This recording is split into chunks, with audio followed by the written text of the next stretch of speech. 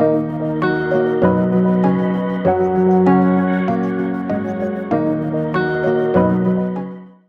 वालेकुम नाज़रीन, जिस वक्त ये मैं व्लॉग कर रहा हूँ, ट्विटर पे इस वक्त खबरें चल रही हैं कि जो कौफ लीग है उन्होंने चौधरी शुजात हुसैन साहब और जो तारिक बशीर चीमा और सालेक हुसैन साहब इनको पार्टी से निकालने का जो है इंदिया दिया है।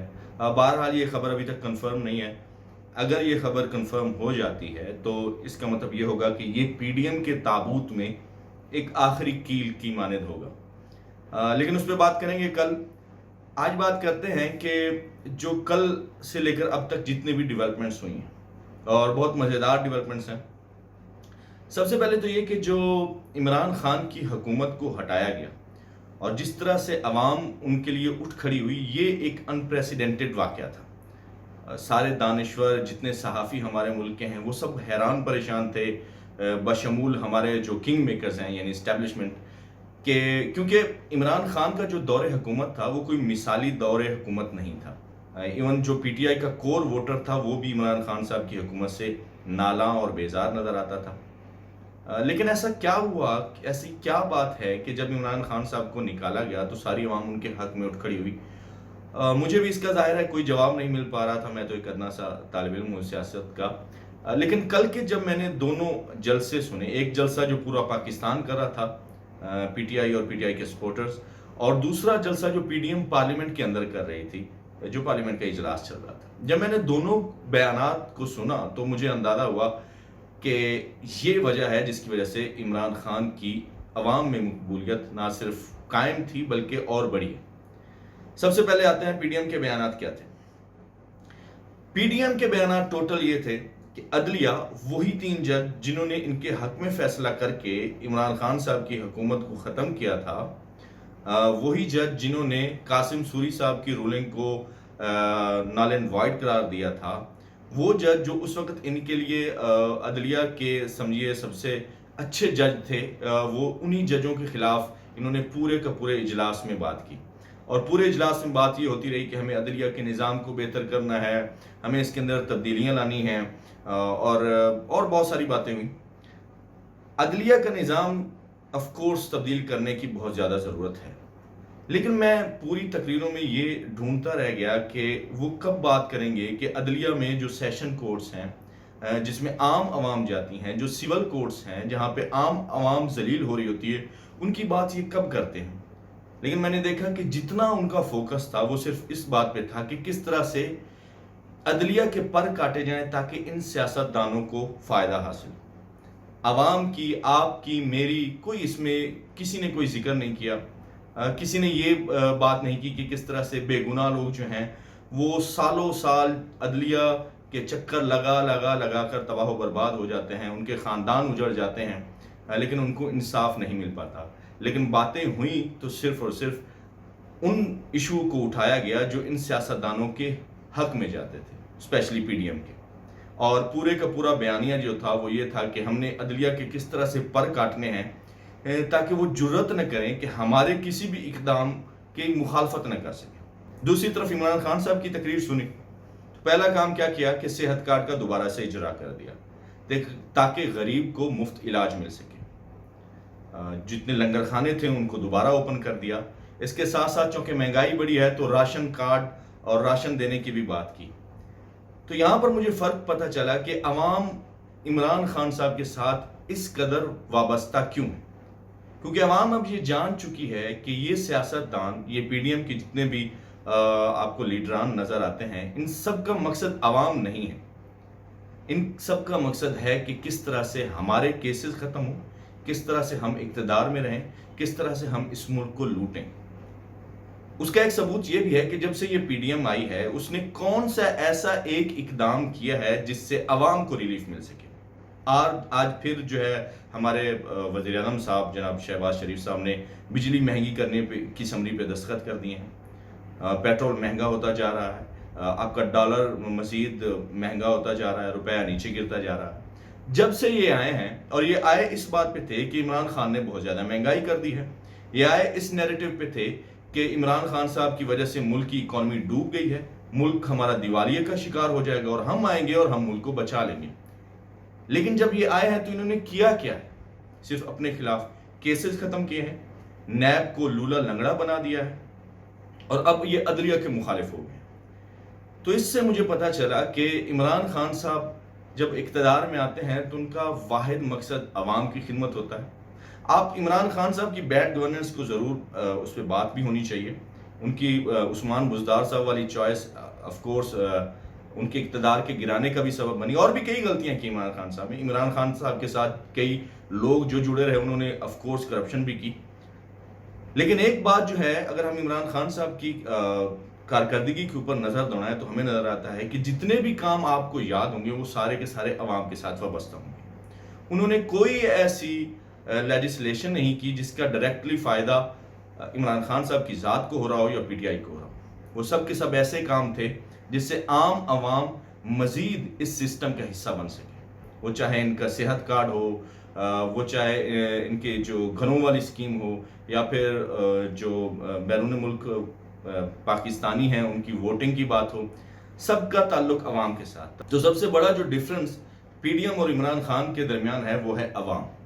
ایک ہے جس کو صرف اپنے اقتدار کی فکر ہے، اور دوسرا ہے جس کو عوام کی فکر ہے۔ اب اس پہ آتا ہے کہ عدلیہ سے یہ کیا چاہ رہے ہیں؟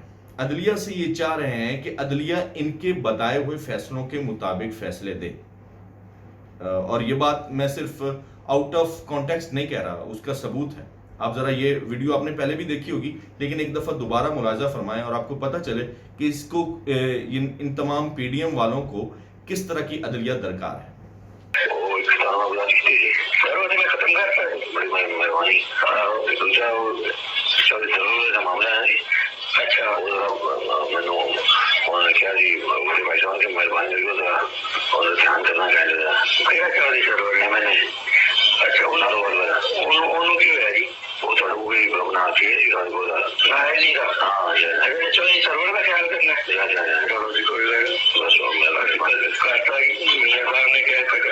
جس طرح آپ نے جسٹس عبدالقیوم اور شہباز شریف صاحب کا مکالمہ سنا، پھر جو جسٹس ارشد ملک کی ویڈیوز انہوں نے بنائی، تو یہ کس طرح سے بلیک میل کرتے ہیں۔ تو نون لیگ کے بارے میں یہ مشہور تھا کہ باقی ساری پارٹیز جو ہیں وہ وکیل کرتی ہیں، نون لیگ سیدھے جج کر لیتی ہیں۔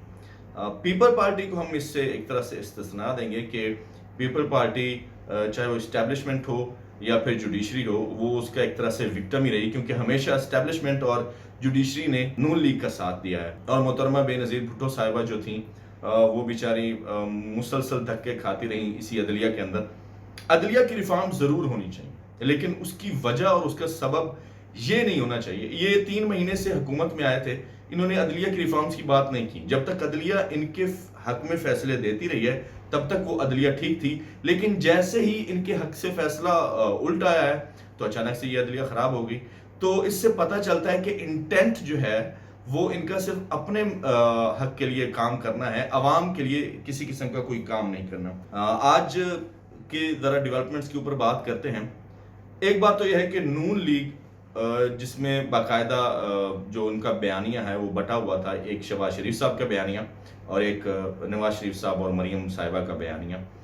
اب یہ ہوا ہے کہ جتنے بھی صحافی، ظاہر ہے پولرائزیشن تو بہت زیادہ ہے، اور صحافیوں نے کافی سارے صحافیوں نے ایک کلیئر کٹ جو ہے وہ کیمپس اپنا لیے ہیں، کچھ نون لیگ کے کیمپس میں ہیں، کچھ پی ٹی آئی کے کیمپس میں۔ تو وہ تمام صحافی جو نون لیگ کی سپورٹ میں کھڑے تھے، انہوں نے اچانک سے شہباز شریف صاحب کے خلاف بیان داغنا شروع کر دیے ہیں۔ آپ طلعت حسین صاحب کو لے لیں جو کبھی میرے فیورٹ صحافی ہوا کرتے تھے، منصور علی خان میرے کپتان والے، اور بھی جتنے بھی صحافی ہیں ان سب کو لگتا ایسے ہے جیسے ان کو انسٹرکشن دی گئی ہیں کہ اب آپ نے شہباز شریف کے خلاف جو ہے بیان شروع کر دینے ہیں۔ اور منصور علی خان تو ظاہر ہے ان کے ویوز آپ کو پتہ ہی ہیں، ایک قدم بڑھ کر یہ کہہ دیا کہ نون لیگ کو شیر نہیں بلی کا جو ہے نشان لینا چاہیے، کیونکہ اب وہ شیر نہیں رہ گیا، بلی رہ گئی۔ تو ایک جو باقاعدہ رفٹ ان کی تھی وہ سامنے آ رہی ہے۔ جس طرح سے قوف لیگ میں اب لڑائی بالکل واضح ہو چکی ہے، اب نون لیگ کے بٹنے کا بھی خدشہ پورے طور پہ موجود ہے، کیونکہ مریم صاحبہ نے بڑی مشکل سے جو اقتدار ہے وہ شہباز شریف صاحب کو دیا تھا، لیکن اب وہ کسی صورت میں بھی اس اقتدار کو ہاتھ سے نہیں جانے دیں گی، اور شہباز شریف صاحب کے خلاف باقاعدہ ایک کمپین شروع ہو گئی ہے۔ آنے والے دنوں میں شاید ہم دیکھیں کہ نون لیگ 2 ٹکڑوں میں بٹ جائے۔ اس کے علاوہ آج کی جو ایف آئی اے کے ڈی جی تھے رائد طاہر، انہوں نے استعفیٰ دے دیا۔ خبریں یہ آ رہی ہیں کہ ان کو پریشرائز کیا گیا تھا کہ وہ عمران خان صاحب کے خلاف مقدمے بنائیں، اس میں اے آر وائی کا بھی نام آ رہا ہے کہ ان کے خلاف بھی مقدمے بنائیں اور کیسز بنائیں، لیکن انہوں نے انکار کر دیا، اس لیے ان کو ان کے عہدے سے ہٹا دیا گیا۔ یہ وہی رائد طاہر ہیں جن کو خود نون لیگ اپنی مرضی سے لائی تھی تاکہ ان کو استعمال کر کے وہ اپنے مخالفوں کے خلاف کیسز بنا سکیں، لیکن انہوں نے انکار کر دیا۔ پھر اس کے علاوہ ایک مزیدار بات یہ ہے کہ آج جو پی ڈی ایم کا اجلاس تھا اس میں انہوں نے لانگ مارچ کی بھی بات ہو رہی ہے کہ جی لانگ مارچ کریں۔ میں تو چاہتا ہوں کہ یہ لانگ مارچ کریں کیونکہ اس سے ان کو اپنی جو اوقات ہے اس کا پتہ چل جائے گا۔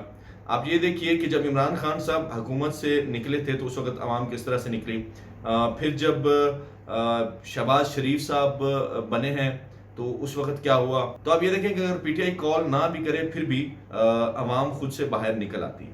آخر کیا وجہ ہے کہ پی ڈی ایم کا بیانیہ، اتنے پرانے سیاستدان، اتنی پرانی پارٹیز، لیکن ان کو ووٹس نہیں مل رہے، عوام کی اس طرح سے سپورٹ نہیں مل پا رہی؟ آخر وجہ کیا ہے؟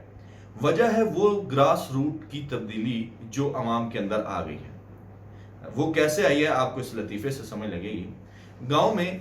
کسی گاؤں میں ایک چودھری مر گیا تو ایک غریب کا بیٹا اپنے باپ کے پاس آ کر کہتا ہے کہ چودھری صاحب فوت ہو گئے۔ تو باپ نے کہا ٹھیک ہے، تو بیٹا پوچھتا ہے پھر کیا ہوگا؟ اس نے کہا جی کہ اس کا بیٹا چودھری بن جائے گا۔ انہوں نے کہا اگر وہ مر گیا تو؟ باپ نے جواب دیا پھر اس کا بیٹا بن جائے گا۔ بیٹا جو تھا اس نے دوبارہ پوچھا اگر وہ بھی مر گیا تو باپ نے ضد آ کے کہا بیٹا پورا گاؤں بھی مر جائے پھر بھی تو چودھری نہیں بن سکتا۔ ان کو لگتا ہے کہ عوام ابھی تک اسی طرح ہے، لیکن ان کو پتہ نہیں کہ بہت بڑی تبدیلی آ چکی ہے۔ اب چودھری اور مزدور کا بیٹا آپس میں گہرے دوست بھی ہوتے ہیں، ایک ہی جگہ پر مل کر روٹی بھی کھاتے ہیں، اور اکثر اوقات تو ایسا ہوتا ہے کہ مزدور کا بیٹا چودھری کے بیٹے سے آگے بھی نکل جاتا ہے، اس سے زیادہ کما بھی رہا ہوتا ہے، اور سم ٹائمز چودھری کے بیٹے کو اپنے پاس ملازمت پہ بھی رکھ رہا ہوتا ہے۔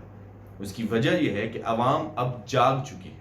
عوام اب آپ کے وہ جھوٹے نیریٹیوز، اب جو آپ کو یہ زوم ہے کہ آپ اپنی نسلیں تیار کریں گے ہمارے اوپر حکمرانی کرنے کے لیے، وہ ٹوٹ چکا ہے۔ ایسا نہیں ہوگا۔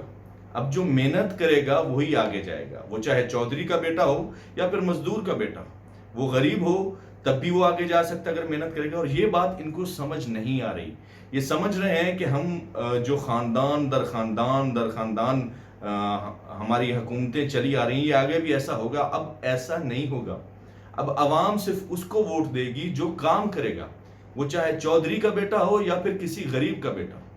اور اس تبدیلی کی وجہ سے یہ بار بار پٹ رہے ہیں، اور یہ بات پی ٹی آئی سمجھ چکی ہے۔ اس سے پہلے آپ کو کبھی بھی نظر نہیں آیا ہوگا کہ کسی نے کسی ایم پی اے یا کسی ایم این اے کا راستہ روکا ہو، لیکن اب لوگ روکتے ہیں راستہ۔ انہیں پتہ چل چکا ہے کہ یہ چودھری یا یہ وڈیرے یا یہ ایم این ایز، یہ ایم پی ایز، یہ ہمارے ووٹ سے سلیکٹ ہو کر آتے ہیں۔ ہم سے لیے گئے ٹیکسز کے اوپر یہ عیاشیاں کرتے ہیں۔ یہ جن گاڑیوں میں بیٹھے ہیں، یہ جو جائیداد انہوں نے بنائی ہے، وہ ساری ہمارے ٹیکسز کو لوٹ کر بنائی ہے۔ اب آپ کو جواب دینا پڑے گا۔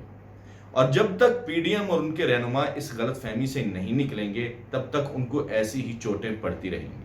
بہرحال یہ جتنا بھی پچھلے چند ماہ کے اندر پریکٹس ہوئی، 3-4 ماہ کے اندر، اس سے نقصان ہوا ہے تو صرف غریب کا ہوا ہے، پاکستان کا ہوا ہے۔ ان سیاستدانوں کو کوئی فرق نہیں پڑتا، کیونکہ یہ تو ارب پتی پہلے بھی تھے، اب بھی ویسے ہی ہیں۔ ان کی جو ڈالرز جو ان کے پڑے ہیں باہر کے بینکوں میں، سوئس بینکس میں یا پھر لندن کے اندر، ان کی پرائس تو بڑھ رہی ہے، یہ تو امیر سے امیر تر ہو رہے ہیں۔ جو پس رہا ہے وہ بیچارہ غریب ہے، اور اس کیوس کا صرف ایک ہی علاج ہے، اور وہ ہے جنرل الیکشنز۔ جب تک یہ سیاستدان اس پر عمل نہیں کریں گے، ملک اور زیادہ تنزلی کی طرف جائے گا، ڈالر اور چڑھے گا، اکانومی اور گرے گی۔ آج کے لیے اتنا ہی۔ میں ہوں جعفر ذیشان اور یہ ہے میرا چینل۔ شکریہ۔